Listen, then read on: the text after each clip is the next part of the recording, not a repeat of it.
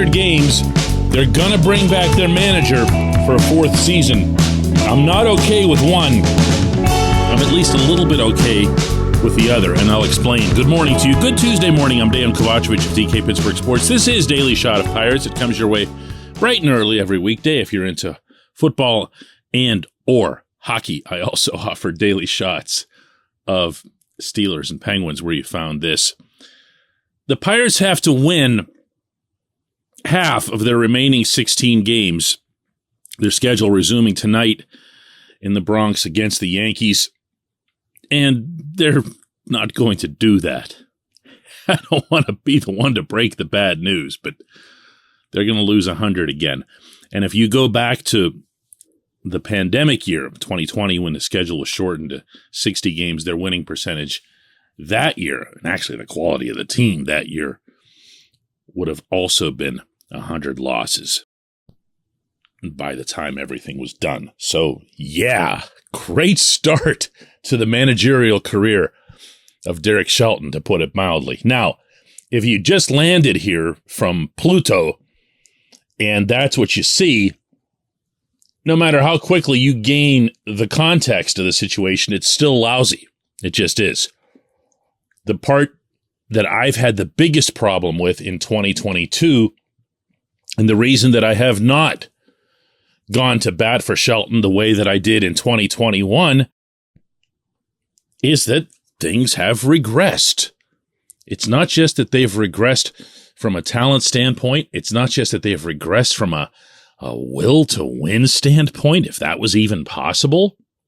They've regressed through the system. They've regressed right in front of our eyes here in Pittsburgh. And collectively, the big league team, and that encompasses everything that goes with the active roster, is worse at hitting and way worse at fielding and fundamentals than the one from last year. I felt like last year's team was, in a bizarre kind of way, a feather in Shelton's cap, strictly from the standpoint that they lost a ton of games, but they still ended up being a top 5 team defensively in the league. And there were certain individuals that you could look to and say, hey, that guy's getting better, or that guy's getting better, or look at this pleasant surprise. And none of that's been the case this year, other than, and even this one isn't something that's going to scream at you in all caps, the starting pitching. We have seen Mitch Keller grow up. You can assign credit for that wherever it is that you happen to please. For me, the overwhelming bulk of it goes to Mitch himself, because I know what he's done and how he's done it. But you can only get so selective when you're having a conversation like this. If you're going to say, hey, this guy got worse, you have to give him credit for the ones who get better. And really, we're talking about Keller. We're talking about JT Brubaker. And the conversation doesn't really go a whole lot longer. So why would I be even a small percentage okay with Shelton being back in 2023? This portion of Daily Shot of Pirates is brought to you by our friends at North Shore Tavern, that's directly across Federal Street from PNC Park. It's home of Steak on a Stone, an eating experience, underscoring the word experience. The steak is brought to you partially cooked on an 800-degree stone, and you do the rest. It's a ton of fun, it's a great meal, and it's a baseball atmosphere like no other in Pittsburgh. North Shore Tavern, right across Federal Street from PNC Park. Here's the problem with evaluating Shelton, and I'm guessing that my problem in this capacity is the same as yours. You have no idea what he could do if he had an even remotely competitive lineup or roster. You just don't. You can't. You haven't seen it. You might have thought you saw it back when they swept the Dodgers and everybody was getting all excited. Jack Sawinski had just come up and he started hitting, and we knew that O'Neal Cruz was around the corner and Roansy Contreras, and it looked like things were happening. And then, of course, they really, really weren't. And this team just crumbled. So we don't know. We don't have a freaking clue when it comes to this. There's a part of me, I'm not going to lie, that really likes the guy, meaning setting aside all professional considerations, and likes the guy from the standpoint that he might be somebody who's a good winner, if that makes any sense.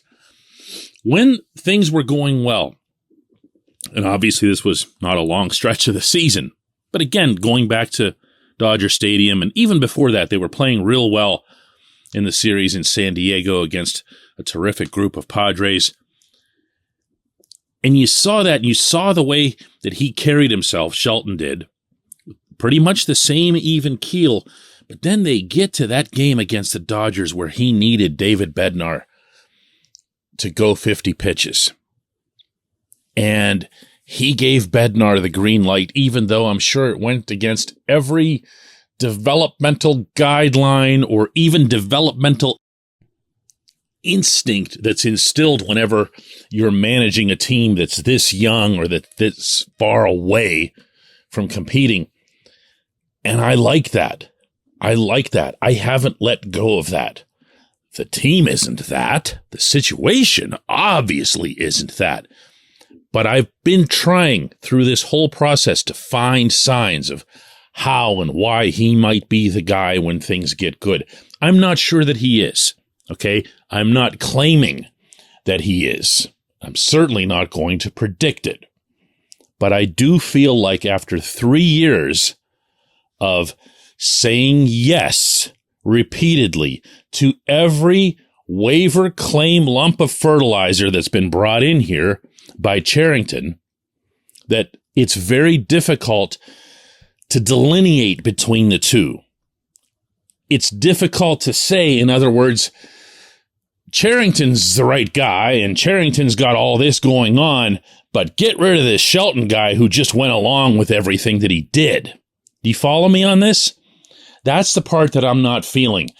If one of them is going to go down, it's going to be like the last set of guys. It's going to be all of them. There isn't going to be a partial. There isn't going to be a, well, let's just make the manager pay the price for it. The manager's been in harmony, in lockstep with his GM every single step of the way, including, I'm sure, when there were things happening where he would just go, what? Seriously? Really? This is what you're giving me this? But he still went along with it. And to me, it's not a matter of, oh, that's such a valiant trait. It's that they're inseparable. When one goes, they all go. When we come back, J1Q.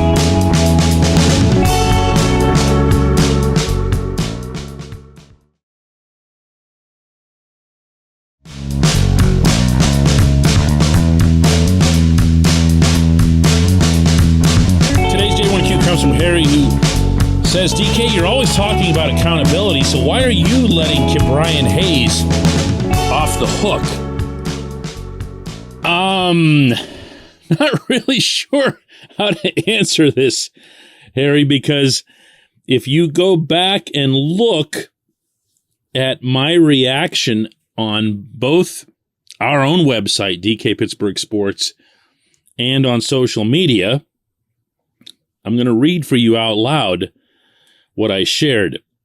Not a great reflection on Brian Hayes or the Pirates, but this is what happens when the GM sets sail for a full year without thinking that winning or losing matters at the Pittsburgh level. Everything gets damaged. The Pirates are going to try to pin this, including internally, on Hayes, and he'll have his share of the blame. But to emphasize here, this is the crap that happens when people at the very top think that it's okay to lose at the Pittsburgh level. At some point, there has to be a message from someone that losing isn't okay. Who's going to deliver that? Bob Nutting? Please. Travis Williams? Ben Cherington? Even Derek Shelton, who's being told that losing's okay? I would chomp sunflower seeds too, man, all day long. As you can tell, I'm reading that off the screen.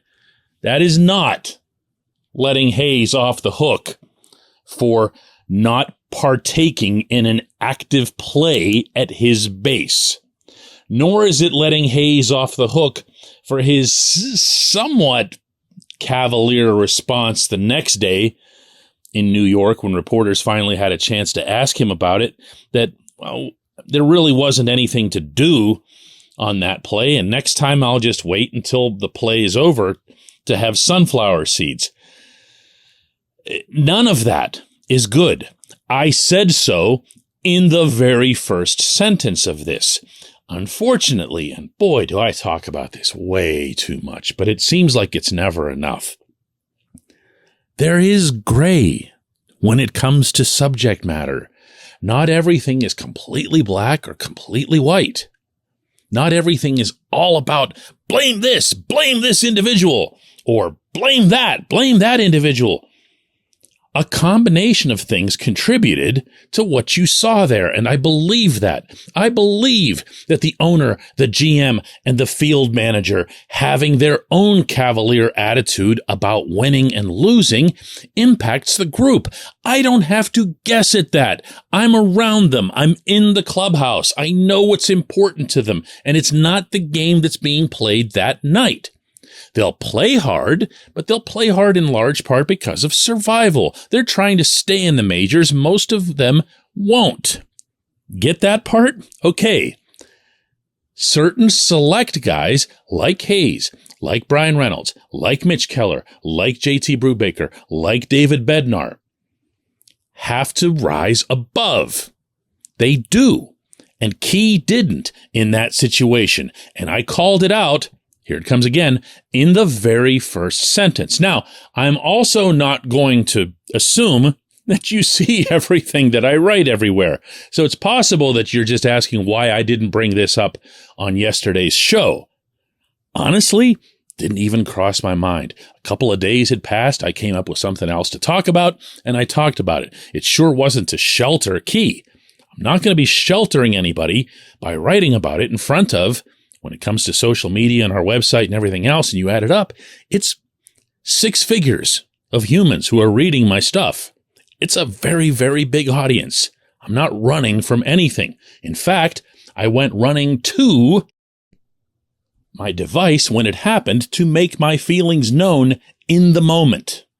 So that's the idea that I would be protecting or whatever. I like Key. You want to talk about somebody that I like in that room. And believe you me, I'll continue to like him after this.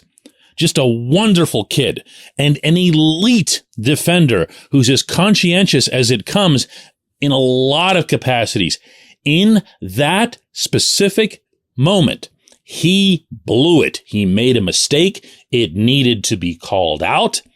I don't know that anyone would have noticed it or seen it had it not been for the SNY cameras on the situation, but it was. And as Hayes said afterward, and as Shelton said afterward, we move on. Why? Because they know better. They know to trust him. What they're not going to face, and this is the reason that I called this part out too, is their own culpability in that environment. When the GM is going out and getting you Josh Van Meter and telling the manager to roll him out there every other day, they're telling you that winning that game that day/night isn't important. That's what they're telling you. They might as well have it in great big letters on the scoreboard. So there's a lot more to it than just, aha, evil player. I appreciate the question, though. I do. I appreciate, like you said, accountability. I really do. I certainly talk about it enough, and I'm always here to answer for my own content as well. Let's do this again tomorrow.